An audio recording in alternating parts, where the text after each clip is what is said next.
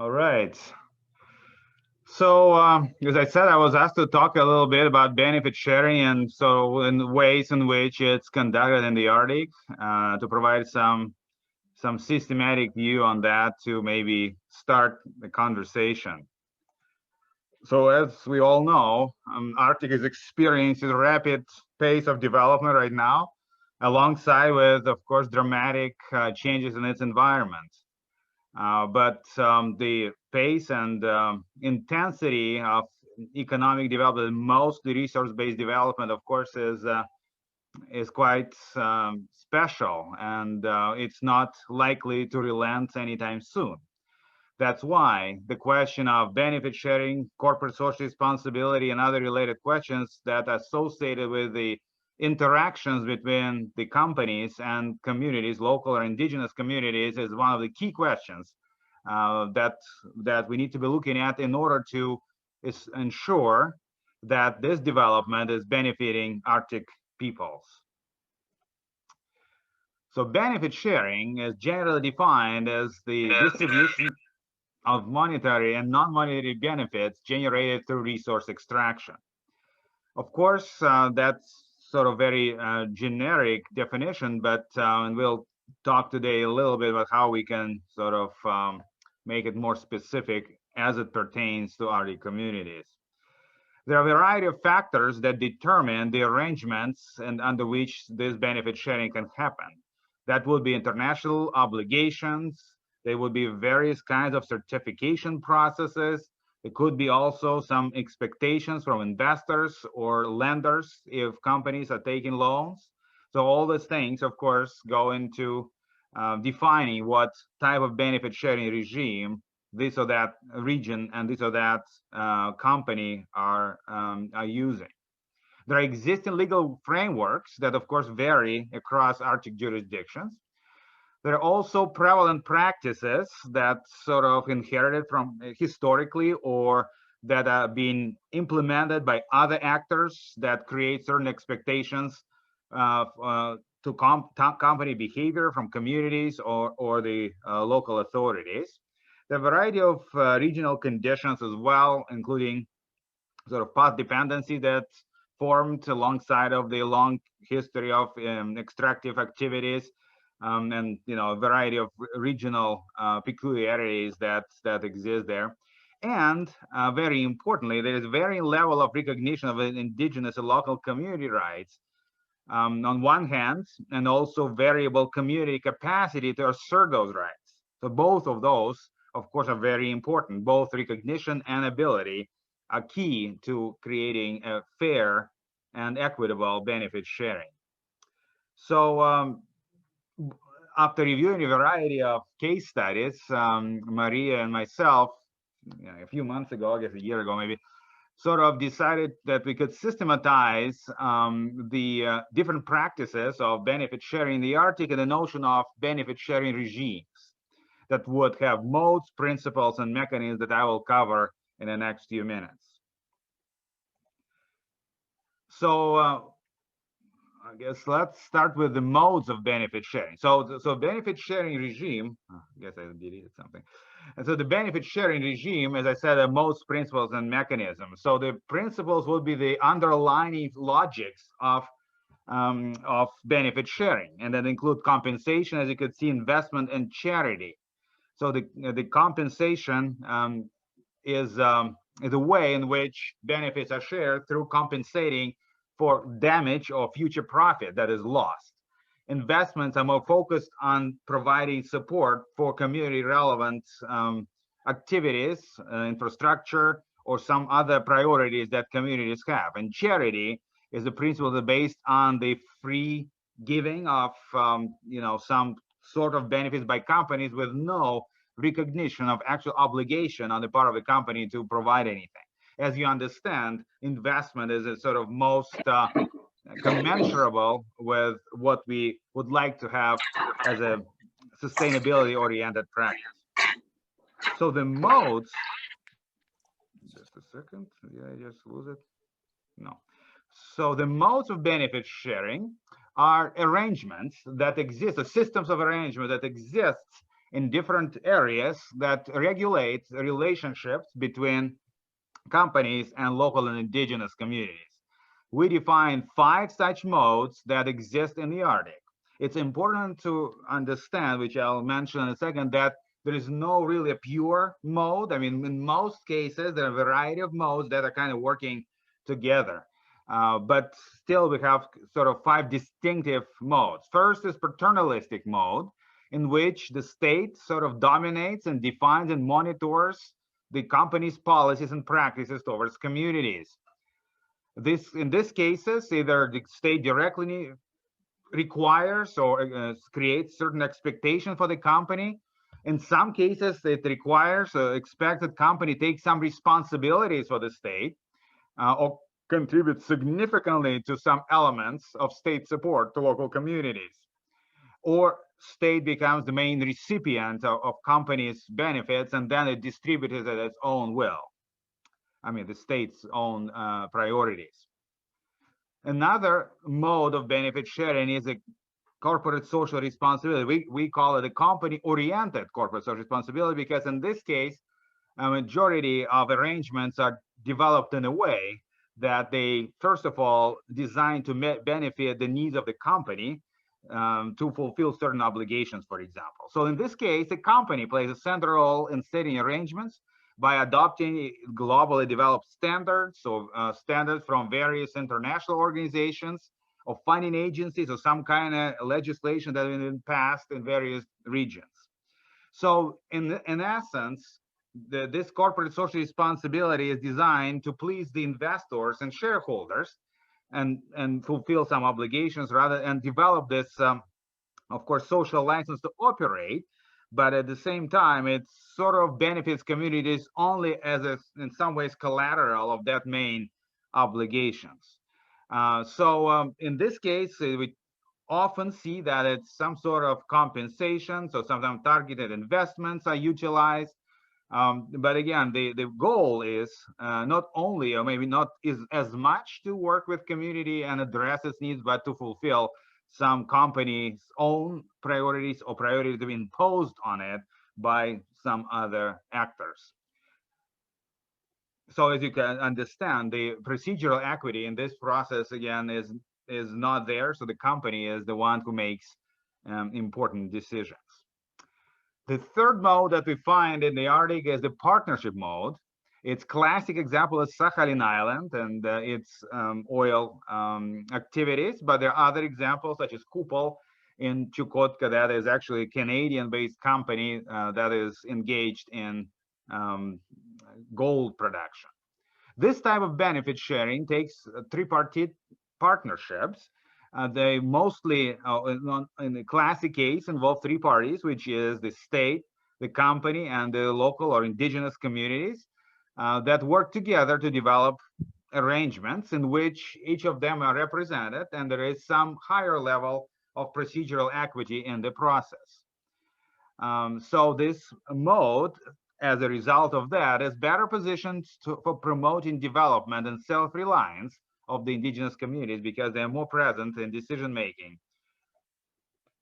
The fourth mode is unique for Alaska in the Arctic, and it is shareholder mode. The shareholder mode involves dividends and shares from regional village corporations that essentially pay to the shareholders, which are the indigenous individuals who reside in those communities. The companies, the native regional and village corporations are for-profit companies that invest within and outside Alaska, that participate in extractive activities themselves, as well as receive royalties from extraction on the indigenous owned land. They have been the result of ANCSA, of course, in 1971, which they were created as a part of the arrangement under which indigenous peoples of Alaska surrendered some sovereignty over land, but received the recognition of their ownership of other parts, or part of those lands. So so the primary way of benefit sharing in this case is with individuals is dividends based on the shares. Finally, there is a beneficiary mode that is prevalent in Canada, in northern Canada. And this type of benefit sharing establishes community-oriented beneficiary organizations, which are non-profit corporations that are charged with running community services, civic institutions, and businesses. These corporations also invest in local or extraterritorial businesses and ventures and financial markets, but their revenues are usually administered through the community funds. Distribution may vary. It could be included, it could be sort of in socially important things and community-oriented things that could be sometimes given to individuals. But the idea they're non-profit companies, so it's different from the shareholder mode. The third component, and as I said, very importantly, that the modes are typically intertwined. There is no single really regional one mode only. If you take in Alaska, while the prevalent mode is shareholder, we find there elements of paternalistic mode, for example, in the way that boroughs are dealing with the communities. We also have elements of company-centered social responsibility mode as well. So again, they are not necessarily pure. Same applies to other regions. So so modes create sort of the foundation of the relationship between companies and indigenous communities under any benefit sharing regime. The mechanisms represent financial, legal, and procedural ways used to operationalize those benefit sharings. What we found after analyzing a variety of case studies that we have 4 types of mechanisms. One is streamlined, is that essentially benefits that stipulated in legislation are required, and they're invariant and clear, and there is also very often a punishment of some sort for non-compliance. For example, royalty payments, production sharing agreements, paying taxes. These are all sort of streamlined and in some ways guaranteed if the company is operating in the area. The other type are negotiated benefits. And negotiated benefits is an eclectic group of negotiated arrangements between companies and various types of authorities or communities themselves. These arrangements may or may not be triggered by external actors or expectations. They may or may not be publicly negotiated.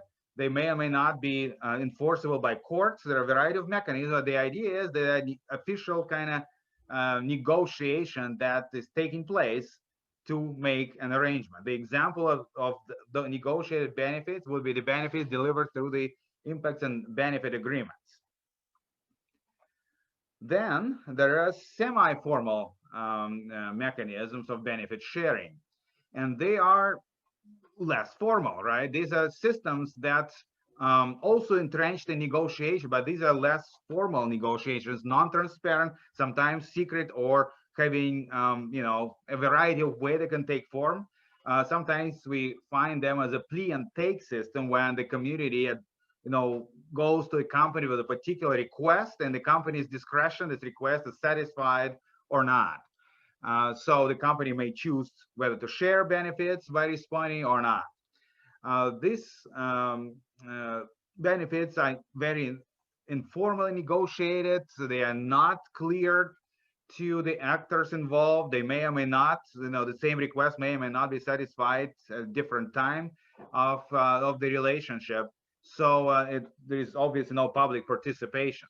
But in some cases, these are actually major benefits the community can have, because that's something that's in some ways convenient to the company to be, I guess, a local hero if they help in some of this, and then in other cases don't engage and participate. And the fourth is a trickle-down benefit that exists without actual active benefit sharing process, but these are benefits that come from general economic impacts such as income growth, employment, increased consumer spending, rising real estate values, and so on and so forth. So infrastructure development. So they're kind of trickling down just because resource development is taking place. So as you could see, benefits sharing modes and mechanisms are connected, right? Within one mode, there's a variety of benefit sharing mechanisms that engaged.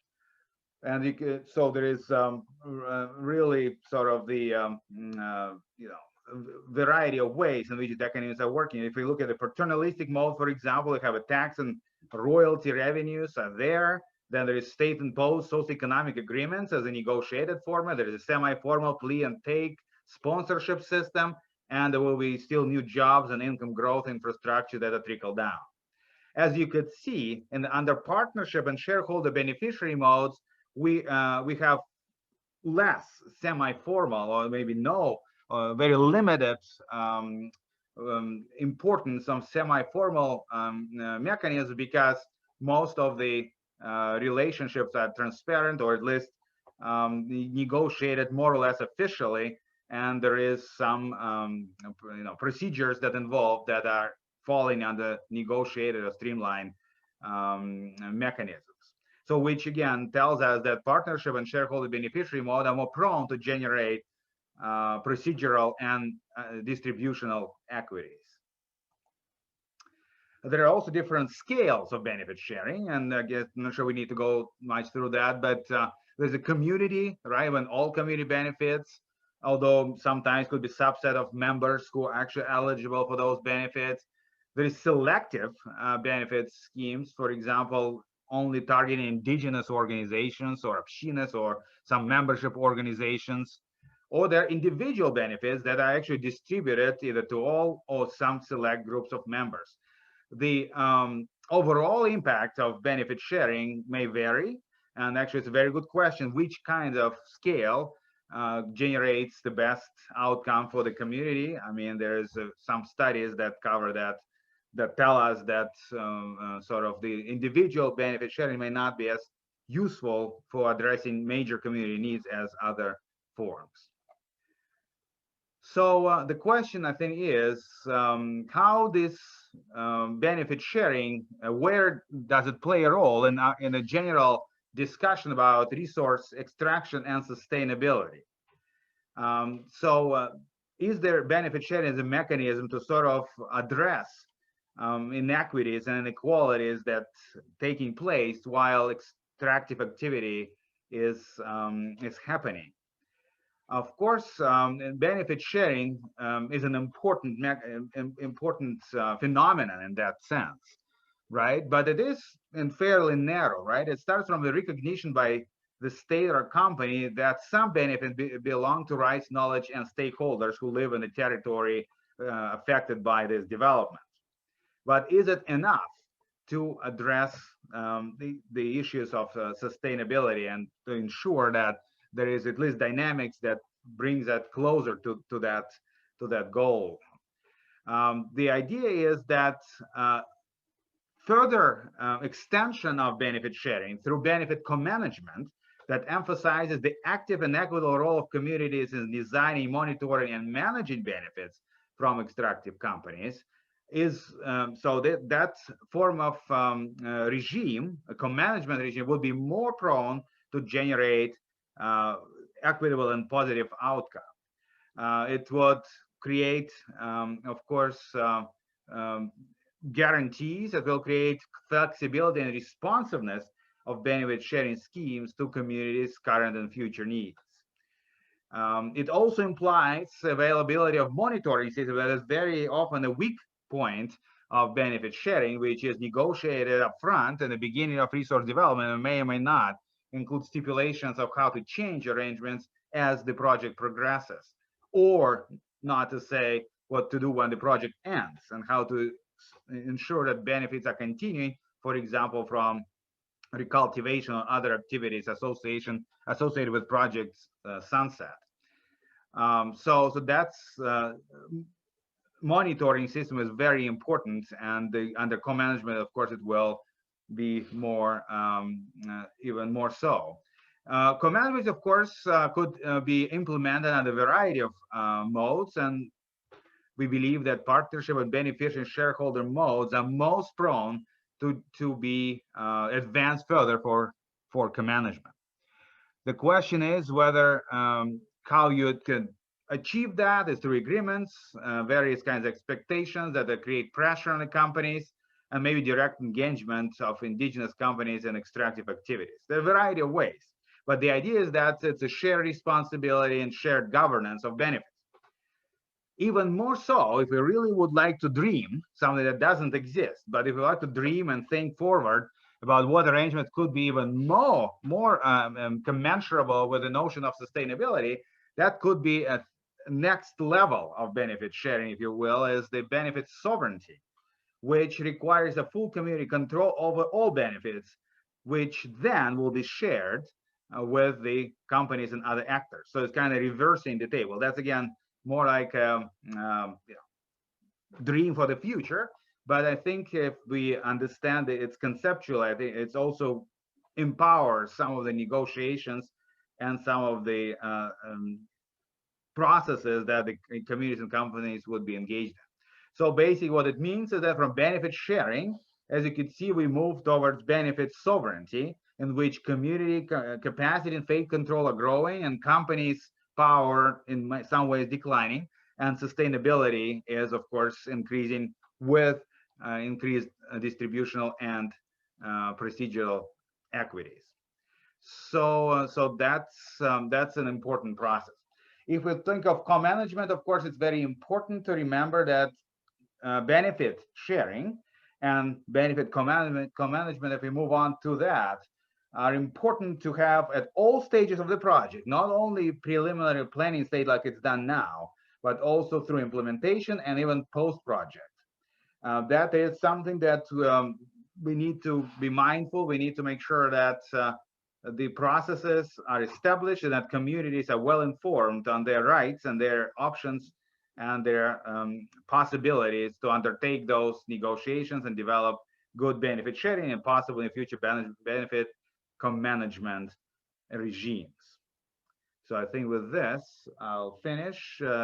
And of course, there is, I don't see, there is a book, yeah, Benefit Sharing of Extractive, no, I guess it's renamed now. Benefit Sharing in Arctic Peoples, yeah, that Maria and I and Violetta Gassi has edited, I guess, last year. So it may be something where, I mean, some of this is described, obviously, plus some case studies are also listed. So thank you very much.